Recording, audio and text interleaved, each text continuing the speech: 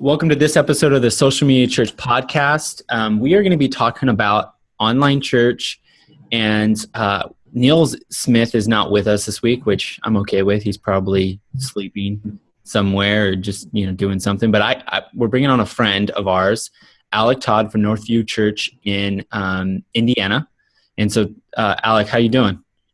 I'm doing great, man. Just hanging out. It's finally 78 degrees here in Indiana. So I know California's already had that for months, but it was 20 degrees last week. So, oh my goodness, that doesn't. And for everybody who's watching either on YouTube or on our Apple TV app, I am dressed like IT support, and you look like you're the lead singer of a band. Like I swear, like you're in Sex Pistol.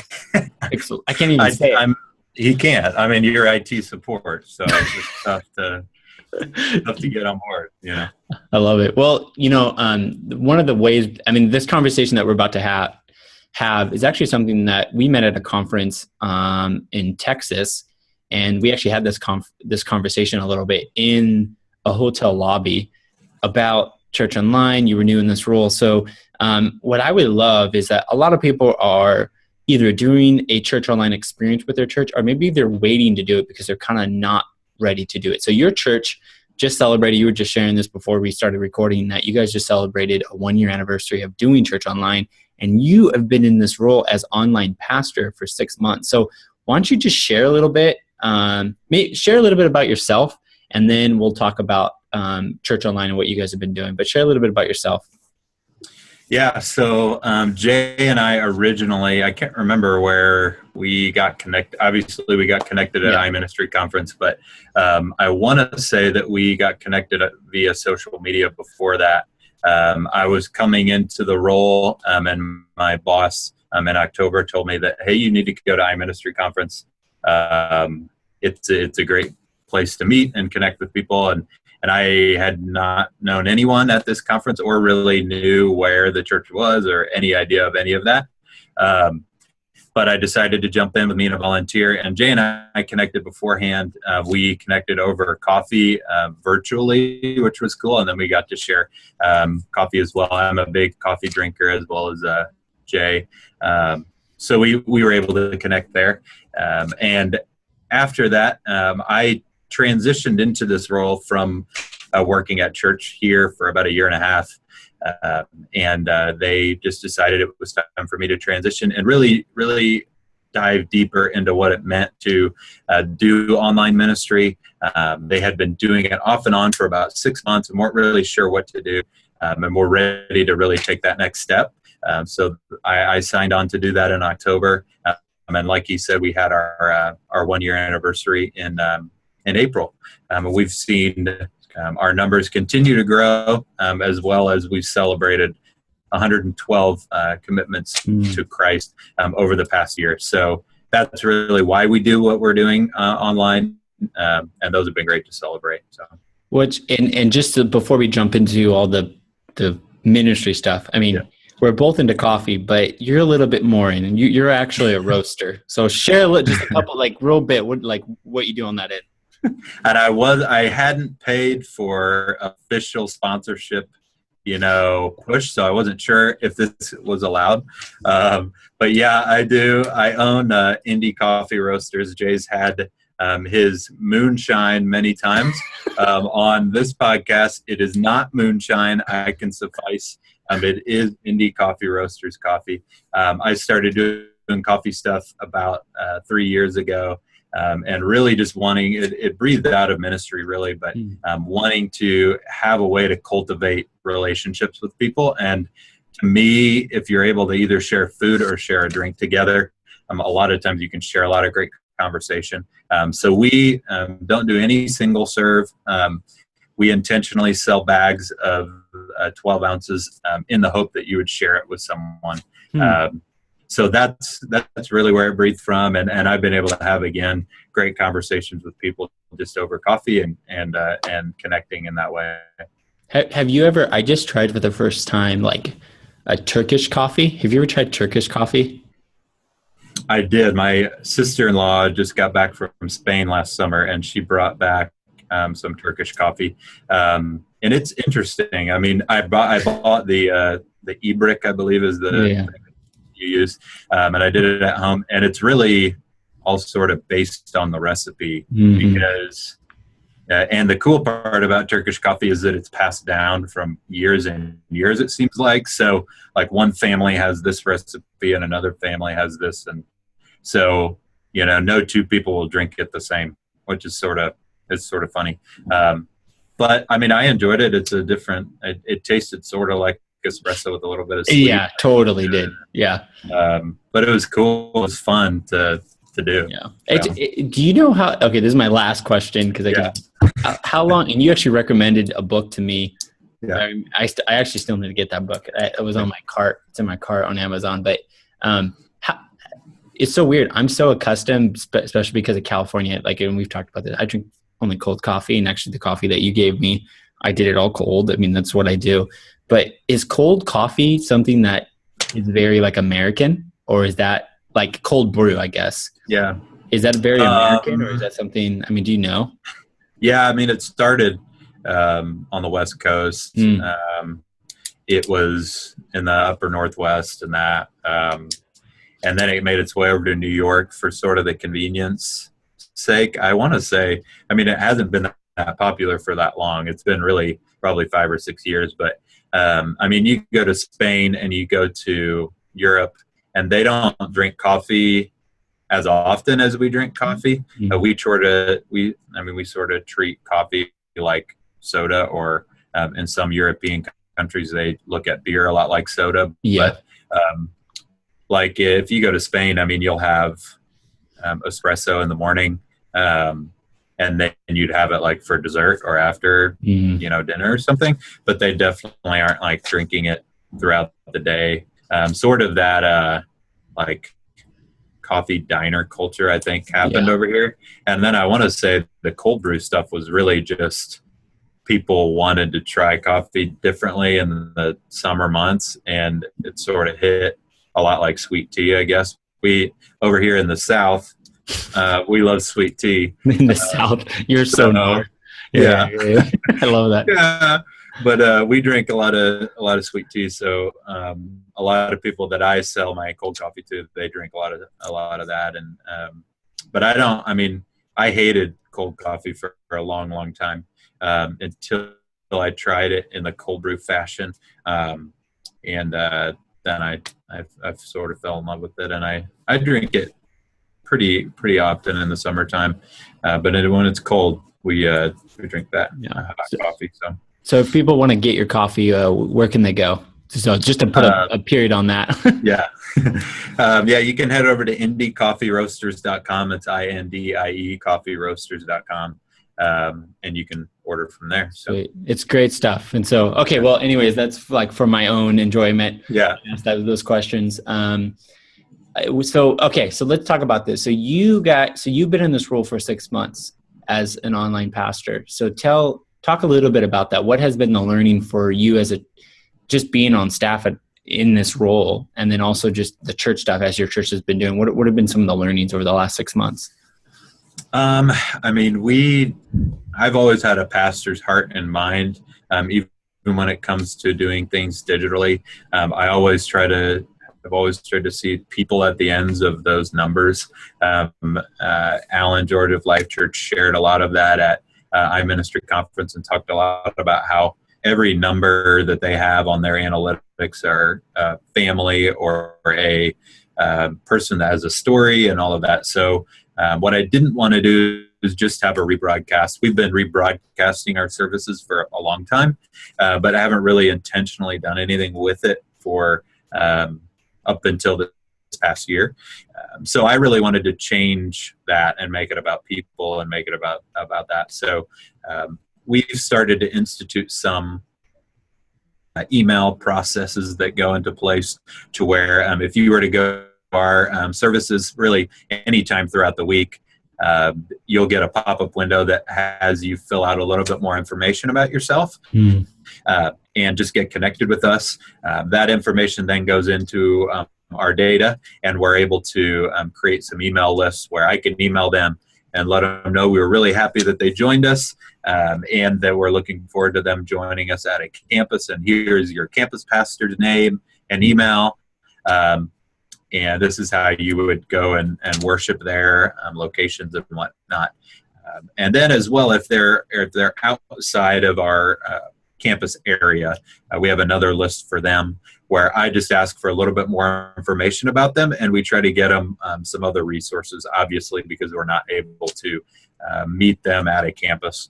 So they get a little bit more information, as well as I send them a card in the mail that just is a little bit more of a connecting point. So that's been really cool to be able to really see people behind, those numbers that just keep coming up. And some of them I've been able to meet face to face.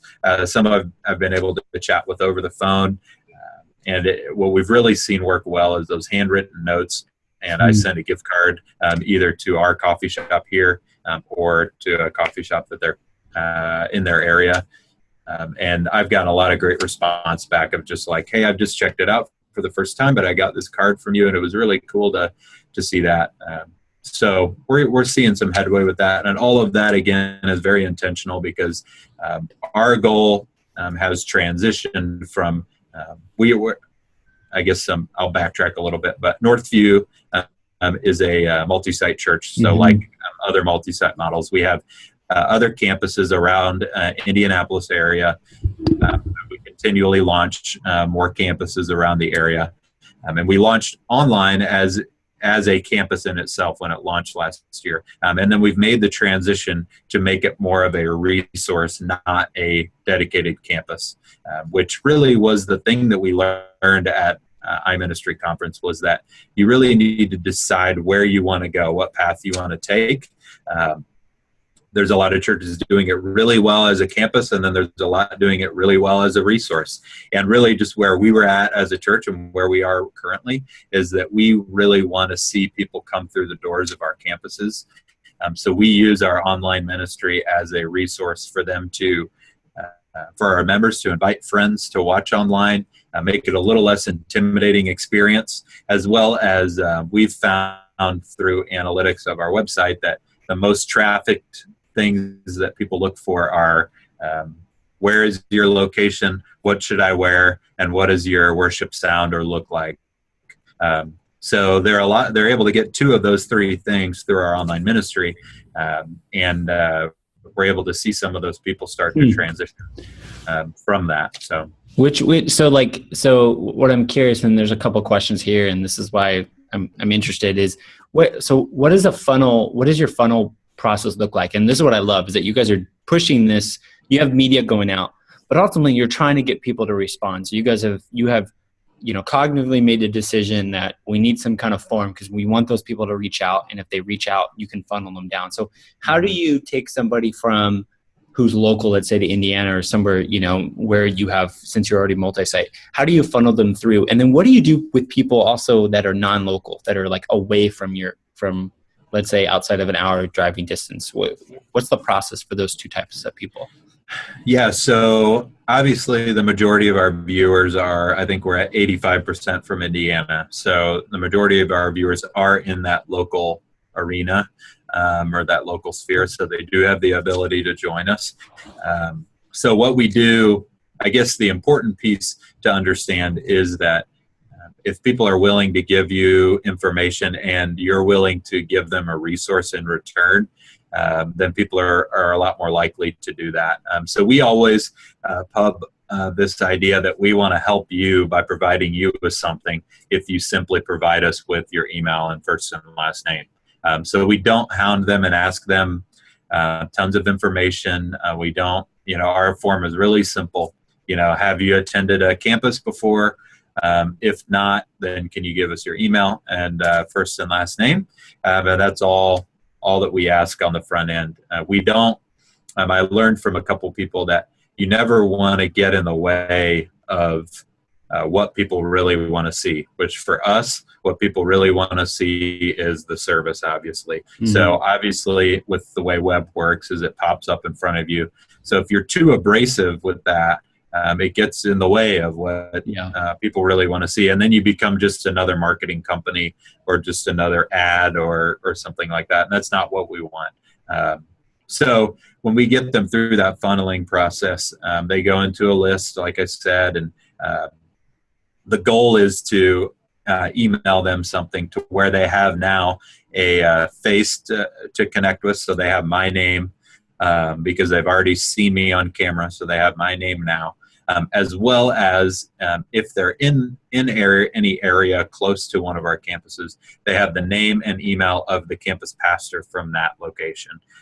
So the hope is that if they do join us at a service, they'll see that pastor either on stage during the service or they'll see him at the info center as they're walking in. Our pastors do a great job of being present in the lobby before and after services.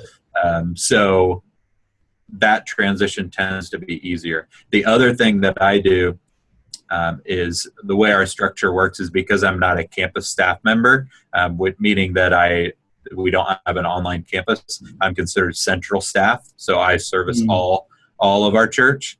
That being said, I go and visit other campuses at least 2 weeks out of the month, and all I do simply is just stand in the lobby and greet people. So the idea is that if you, Jay, were watching online for a couple weeks and you kept seeing my face and you know who I am, and then you live in, for example, Fishers, and you decide to come to our Fishers campus, the hope is that I can be your initial bridge on one end, you cross the bridge, and then I'm on the other end as well. So I had a good volunteer of mine share with me that if we can find a way to make online ministry a bridge and then also be at both ends of the bridge, then people will have no excuse really then to get connected. And I've had multiple people meet me in the lobby and say, hey, I know you from somewhere. I don't know where. And it's awkward for a second, but, I share with them that, hey, you've probably seen me online. And they're like, yeah, that's where we've been watching for weeks and we're excited to be here. And so that's, I guess, the physical. So you guys have that nailed down. Sounds like pretty well. And if you live local, I love how you get a touch point immediately and you put a face. I know that if you can hand them off, and what I love hearing is sometimes it's real easy, at least I know in my situation organizationally, to forward an email, but to hand them off to know that that person's actually following up, to meet them in the lobby. That's the ultimate relay, kind of passing the baton. But so what do you do with somebody who's non-local right now?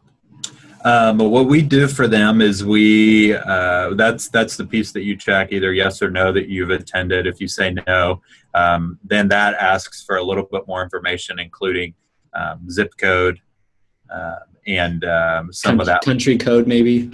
Yeah. It gets a little messy. Yeah. So we ask for a little bit more information there in the hopes that we can get them in the database and then have a little bit more information on what we can do.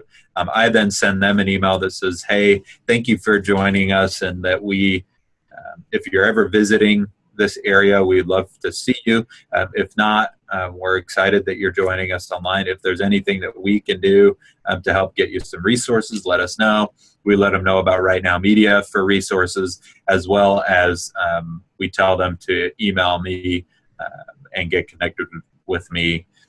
We also put in there another form that gives a little bit more detail in the hope that we then can send them a book or send them something as well, like we would do as a first-time visitor here. And we don't have a ton of those. We get probably 100 people fill out 120 people fill out the form each week. About 80 to 90 of those are from our area, and then probably 15 to 20 are not. So they would fill that out. Some of them I know by name now because they watch pretty regularly and they don't have the ability. We have one guy watching with his father who's been on bed rest for a couple of years. He's from Avon, and I've talked to him on the phone, and we connect that way. As well as there's some people, we just had a lady, actually I'll be emailing this week, that accepted Christ online in Ohio. Oh, wow. So we'll be getting connected with her as well. So there's not a ton that we offer really. The Yeah, big goal really for that would be encouraging them to get connected to a community in their area. of course. And then obviously continue. I always keep their information in there because I never want it to feel like we're just passing them off to Yeah. whatever and sort of checking them off the list. The difference between, I think, between like we use the inbound marketing. We don't use those tools, but we use that sort of moniker, I guess, and sort of that strategy. Yeah. And the idea with that is that you get them in the funnel and eventually they go out. I think the difference with church, at least for us, is that there's not a huge end to that funnel for us, but we always want to keep checking back with them. Even if they joined us online just once, we always want to try to connect back and see how they're doing. And just because, I mean, for some people, online will be a really significant piece of their spiritual journey. Yeah. Especially, we've had almost 40 people transition from online only in October to members at our physical campuses. Oh, wow. I love that you track that, like in that detail. That's it. Yeah. And the thing I always try to remember is that online isn't just a service, but for some people, it may be where God spoke to them for the first time, or where they decided to take that leap of faith to join the friend that's been inviting them forever. Or so for some people, it's a marker in their life, and we never want to discredit that. So we do things, especially like we offer salvation moments online as well, like I was saying. And if they fill out the form like they would at our services, we get them information about baptism. We then celebrate them with another email here a month after they've accepted Christ. So we shoot them another email just saying, hey, remember this big moment. And I, again, learned that from Alan at Life Church. But we never want to downplay what experience they could have online just because it may be different than coming into a building and, seeing it. So, okay. So you have a funnel, obviously it's a lot clearer when they're local. And then you have this funnel that it sounds like that's a work in progress. It's pretty easy in the sense that if they live far away, you find them a local community. So you, which I love, and every church in that it's different. And I know the more you talked about Alan George, everyone does that depending on how they do that. But you mentioned briefly, and I wanted to just spend the last couple of minutes talking about this because I think this is a huge distinction to understand. You talked about this idea that, it's when you were first hired into this role, not hired to this, but moved into this role, you were the online campus pastor. And now you really moved to just the online pastor. Why is that important, and why should a church be thinking about it that way? It comes back to whether or not you look at it as a campus. And when I say that, I mean that if I live in Fishers, Indiana, we have a campus in Fishers. And if you are looking at it like a campus online, then your staff or pastor or whatnot would be comfortable with me, a local person, only joining online, essentially becoming a member of your church online only. You can join events like other multi-site campuses would join at events, but your primary place of worship is online. And so that would also involve launching life groups online, getting in those avenues. So that's really the piece that we ran into, is that, are we ready to do that? That also comes with the idea that if you're an online campus, then we felt like it was important then to broaden our scope to be nationwide, if not worldwide. So that really would have changed the way that we start communicating digitally as a whole. So we start spending Google AdWords money, not just in Indiana, but across the country. So it really changes sort of the scope of how you're communicating and how you're advertising and all of that. Because if you're an online campus, then someone in New York or someone in California or that, you should be targeting them as well. So for us, with all of our strategy, that was where we were at. And so I played a little bit of that limbo for a while, just as we were figuring things out and trying to understand where this ministry, Northview Online, really fit well. And so for us, I joined the communications team, which also houses our digital strategy team. So now I have the opportunity not only to focus on online weekend services, but I now have the opportunity to focus on cultivating and curating an online experience as a whole. So including our website, we use Right Now Media, our app that we're launching on TV streaming apps, as well as our digital app for mobile devices, and our online experience on the weekend. So it gives me a little bit more freedom, I would say, to have an overarching view on what it looks like, as well as be able to freely work with our digital strategy team. At points, because I was just a campus, I felt like I couldn't really use all those resources well. And now we're able to really freely work together. And it really, for us, our digital strategy really needed a ministry mind as a whole, if we wanted to keep pushing and trying and doing new things. And the person I work with needed help as well with some of that stuff, analytics and all of that. So I've been able to come alongside and do some of that. I love that. I think it's such an eye-opening way of looking at that, and that's stuff that we've talked about, of really, online is geographically not limited, but once you put campus, there's all these expectations that are affiliated with it. So why not leverage online in the way it should? And I love that you've navigated that just in 6 months. There's a lot of changes there. So we got just probably 3 more minutes here. Talk a little bit about the data that you track and what's important, and maybe even how you guys have shifted that, because I know that's something we've talked about a little bit, and what you track and what's healthy, and some of the tools that you use for that. Yeah, and I think this sort of ties in with that as well. But I think that with that, just finishing up that last piece with the online campus or online experience type of vibe, the important thing to understand is that you need to, those of you that are watching that are trying to figure out where you're at, you need to make sure that you're coming underneath the mission and vision of what your church is. The idea with online ministry is not to put yourself out on an island and launch this whole nother thing that is going to be separate and outside of the mission and vision. Because what happens with that is that you don't get time with your leadership. You don't get time from your lead pastor. So I felt like it was vitally important to really come under the mission and vision. If I was starting my own church, you may do it a different way, but I'm underneath and fully on board with the mission and vision of what Northview is doing. So that was really why we made the decision we did. So that being said, it's just vitally important for especially the younger generation that they can tend to try to be a little bit more rebellious when it comes to that. Yeah, like a jean jacket, like no. Like a jean jacket. I can't even say anything. Okay. So analytics wise, what are you guys? What are you guys tracking, and what are you using? Are you just using Google Analytics and then But what we've tried to see is, obviously analytics are out there.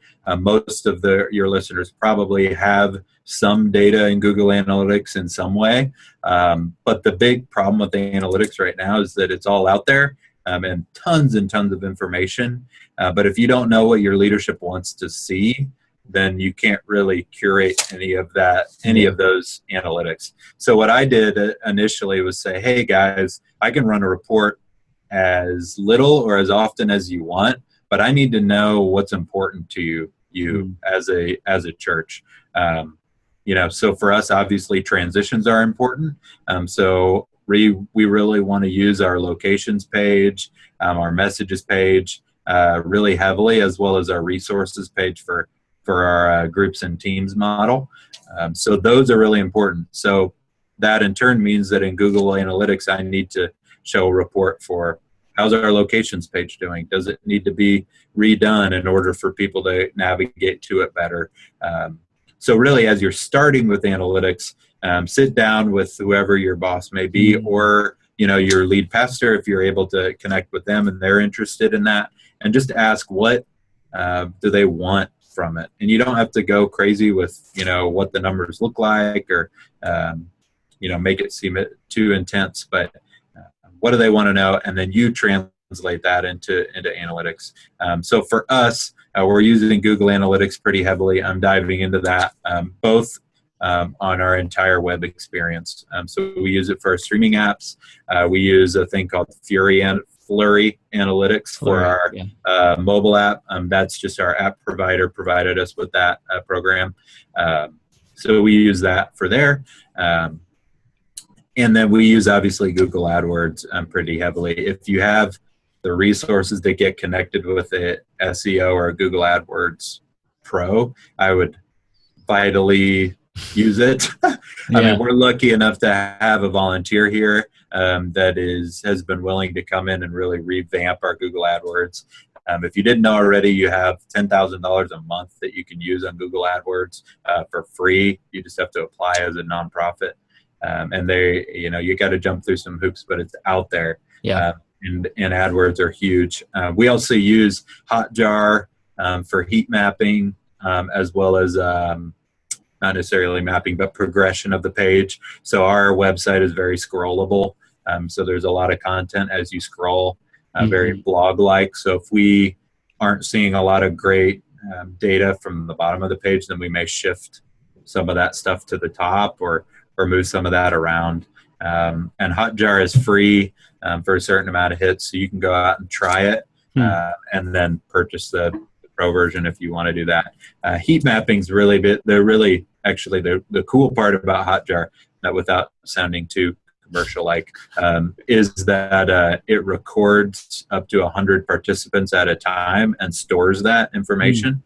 So like if one of you guys would go to our website, it would record what you did on our website with mouse clicks and page progression and all of that. So it's really funny to watch, because you're watching it and they're typing in the search bar and they can't find it. And then they're typing again and they can't find it. And you're like, just hit the button at the bottom as you're watching this thing. But it really helps to sort of see the path and progression of where people are going on your website. Love it. I'm going to be testing. I haven't checked out that resource. I'm going to be checking that out after this. Yeah, it's really fun. I mean, it can be really intense, but really fun too to see where people are going, and it helps you sort of map out your website, especially if you have the ability to redesign it. We're in the process of launching our new website in May, so we'll be heavily using Hotjar to see how that new design has helped with some of that, some of those problems. And with that, I would encourage you guys to use some test groups. I guess we use some pilot groups to just navigate our website. People that are unchurched, people that are members, people that aren't, and just say, hey, navigate our website and find these things, and just see how people are using your website, because that data is real data. If you're a staff member, you know exactly where everything is. But if your website is truly for your first-time visitor, then you got to get some data on what that looks like. So, and I mean, I guess what we're excited about in the future, we're trying to create some dedicated content for our TV app. So we're working with video to create that, as well as I'm dabbling personally in Snapchat, which I've been a Snapchat hater for a long time, and I think I'm fully coming around to using it. So we're looking at some custom filters and things like that, as well as just trying to figure out how we create dedicated content. With us not being a campus, we're always a resource, so it can be hard sometimes for the viewer to not feel left out. So we're trying to create some dedicated content, whether it's Snapchat or Facebook Live, or we'll be doing a giveaway when we launch the TV app for online people, to where they can fill out the form and get an Apple TV or a Roku. So we're excited about trying to curate some experiences to encourage people to join us digitally. So Well, you guys are doing some cool stuff. I know we talked about a lot of different things, but if you're listening to this, I'm going to put links to check out Alex's church's. I always feel weird saying your name because I have a brother named Alex. So whenever I go to say it, my brain like follows this pattern. Yep. Alex. But go to Alex Church's online experience. Check it out. I'll put links to his social, to his coffee stuff, to the hot jar. There's so much stuff here that we talked about. Right. And what we got to do, we're going to have you back on, but what we probably should do is after another 6 months in this role, see what's changed. Yeah, right. Yeah. I just think the church online stuff is, there's so many learnings. There's so many ways that I think we can learn from each other. And I know that's what Niels and that's kind of our background. That's my role day to day. So that's what I think about a lot. But thanks for sharing. And if you're listening, check out the show notes. Go to socialmedia.church to learn more and use the hashtag SMC podcast for any questions, feedback, and make sure you check out the show notes. There's a lot of great resources that were mentioned in the show. Thanks again, Alec, for being on the show. Yeah, thanks a lot, man. And if you guys have any questions, please grab me on Twitter. I'm on there a lot as well as on Instagram. So I'd love to chat with any of you guys. So thank you. And make sure you check out the YouTube video or the app on Apple TV, because this jacket is super cool. So, and you can check out how lame I am. So anyways, see you guys next week.